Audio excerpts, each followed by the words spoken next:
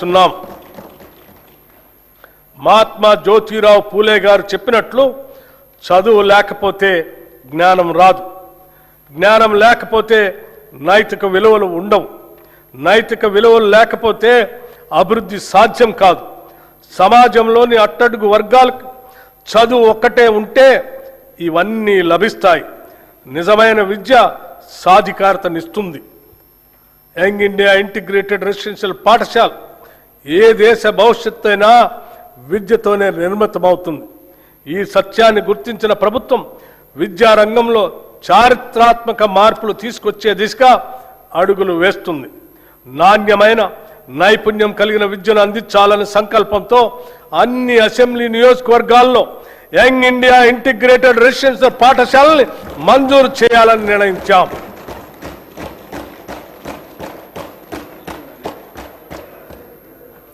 తెలంగాణ సమాజం ఒక ఉమ్మడి వసుదైక కుటుంబంగా SC, ST, BC, minority, OC విద్యార్థులు ఒకే చోట చదువుకునేందుకు వీలుగా అధునాతన వసతులతో 105 యంగ్ ఇండియా ఇంటిగ్రేటెడ్ రెసిడెన్షియల్ పాఠశాలలు నిర్మిస్తున్నాం. ఇప్పటికే 79 స్కూళ్లు మంజూరు చేశాం. 40 చోట్ల నిర్మాణ పనులు వివిధ దశల్లో ప్రారంభమయ్యాయి.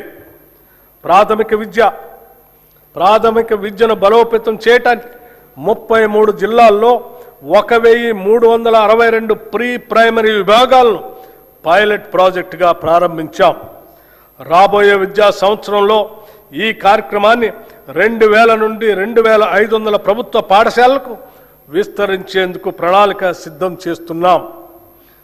బాలికల విద్యను ప్రోత్సహించేందుకు 2025-26 విద్యా సంవత్సరంలో 93 కస్తూర్బా గాంధీ బాలిక విద్యాలయాలను young India institutes of excellence గా ప్రకటించి 120 కేజీబీవీలను ఇంటర్మీడియట్ స్థాయికి పెంచాం. తెలంగాణ పబ్లిక్ స్కూల్స్ ఎంపిక చేసిన ప్రస్తుత ప్రభుత్వ పాఠశాలను ఆధునిక మౌలిక సదుపాయాలు, శిక్షణ పొందిన ఉపాధ్యాయులు, డిజిటల్ సదుపాయాలు, ప్రత్యేక రవాణా వ్యవస్థలతో అన్ని వనరులతో కూడిన క్యాంపస్గా అభివృద్ధి చేయాలని ప్రతిపాదించాం. ప్రీ ప్రైమరీ నుండి 12వ తరగతి వరకు 1500 మంది విద్యార్థులకు విద్య అందించబడుతుంది తెలంగాణ పబ్లిక్ స్కూల్స్లో. అధ్యక్ష, విద్యార్థులకు పౌష్టికాహారం మానవ మనుగడకు అంతిమ లక్ష్యం మేధస్సును పెంపొందించుకోవటమే.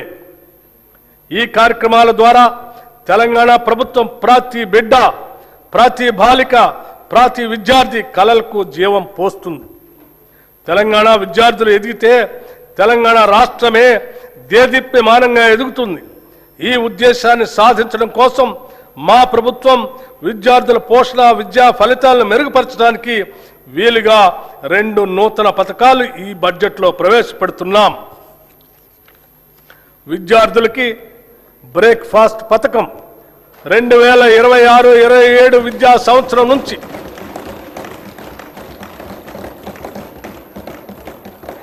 2026-27 విద్యా సంవత్సరం నుంచి ప్రీ ప్రైమరీ నుండి ఇంటర్మీడియట్ వరకు చదువుతున్న విద్యార్థులకు నాణ్యమైన పోషకాలతో రాష్ట్రంలో నూతనంగా బ్రేక్ఫాస్ట్ పథకాన్ని ప్రారంభించేందుకు ప్రభుత్వం నిర్ణయించింది. ఈ బ్రేక్ఫాస్ట్లో ప్రతి విద్యార్థికి వారానికి అల్పాహారంతో పాటు 3 రోజులు పాలు మరియు మిగతా 3 రోజులు రాగి జావా అందిస్తాము.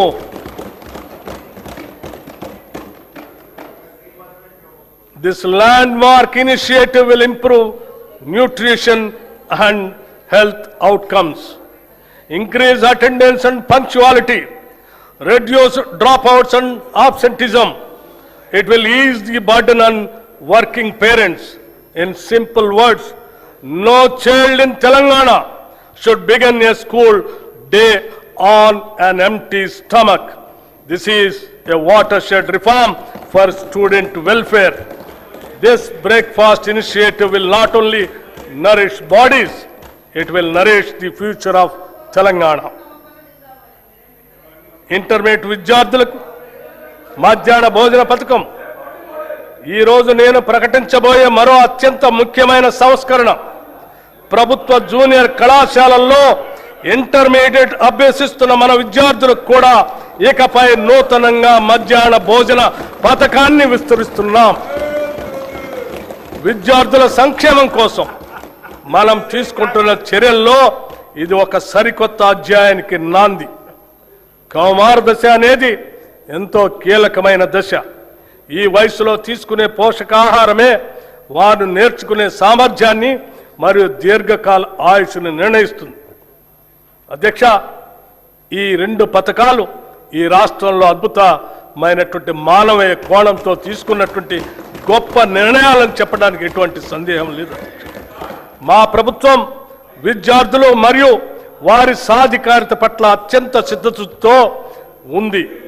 దివ్యాంగ విద్యార్థుల శారీరక వైకల్యం వారి విద్యాభ్యాసానికి మరియు ప్రగతికి ఏమాత్రం అడ్డంకి కాకూడదనే ఉద్దేశంతో అటువంటి వారికి తగిన తోడ్పాటు అందించే లక్ష్యంతో ఇంటర్మీడియట్ విద్య చదువుతున్న దివ్యాంగ విద్యార్థులకి రెట్రోఫిట్టెడ్ మోటరైజ్డ్ వాహనాల్ని పంపిణీ చేయాలని నిర్ణయించాం. రాష్ట్రంలోని అన్ని వసతి గృహాలు, గురుకుల విద్యా సంస్థల్లోని వంటశాలల అపరిశుభ్రత వలన విద్యార్థులు అనారోగ్యం పాలవుతున్నారు. దీనిని దృష్టిలో ఉంచుకొని ఆ వంటశాలల నిర్వహణలో వస్తున్న ఇబ్బందులను అధిగమించడానికి ఈ బడ్జెట్లో ఆధునీకరించడానికి మా ప్రభుత్వం నిశ్చయించింది. అన్ని వసతి గృహాలు, గురుకుల విద్యా సంస్థల వంటశాలల ఆధునీకరణకు కోట్ల రూపాయల ప్రతిపాదన 100 కోట్ల రూపాయలని ప్రతిపాదించాం. రాష్ట్రంలో పాలమూరు శాతవాహన విశ్వవిద్యాలయ ఆధ్వర్యంలో ఇంజనీరింగ్ మరియు లా కాలేజీలు, తెలంగాణ విశ్వవిద్యాలయం ఆధ్వర్యంలో ఇంజనీరింగ్ కాలేజ్, మహాత్మా గాంధీ విశ్వవిద్యాలయం ఆధ్వర్యంలో లా మరియు ఫార్మసీ కాలేజీలు, Rajiv Gandhi university of knowledge technologies ఆధ్వర్యంలో మహబూబ్ నగర్ క్యాంపస్ను నూతనంగా మంజూరు చేశాం. వీటికి అదనంగా ప్రభుత్వ పాలిటెక్నిక్ కాలేజ్ కోస్కీని ప్రభుత్వ ఇంజనీరింగ్ కళాశాలగా అప్గ్రేడ్ చేశాం. స్టేషన్ గన్పూర్, కే సముద్రం, గంగాధర, ధర్మపురి, పాకాల్, కోస్కీ మరియు దేవరకద్రలో కొత్త ప్రభుత్వ డిగ్రీ కళాశాలలు ప్రారంభించాం. దీంతో రాష్ట్రంలో ప్రభుత్వ డిగ్రీ కళాశాల సంఖ్య 149కి పెరిగింది. రాష్ట్రంలో ఉన్న 57 పాలిటెక్నిక్ కళాశాలను అడ్వాన్స్డ్ టెక్నాలజీ సెంటర్లుగా ఉన్నతీకరిస్తున్నాం. యువతను భవిష్యత్ ఉద్యోగ అవకాశాలు కల్పించడానికి, ఎంటర్ప్రెన్యూర్లుగా ఎదగటానికి వీలుగా పాలిటెక్నిక్ కళాశాలలో 15 కొత్త కోర్సులు 2026-27 విద్యా సంవత్సరంలో ప్రారంభిస్తున్నాం.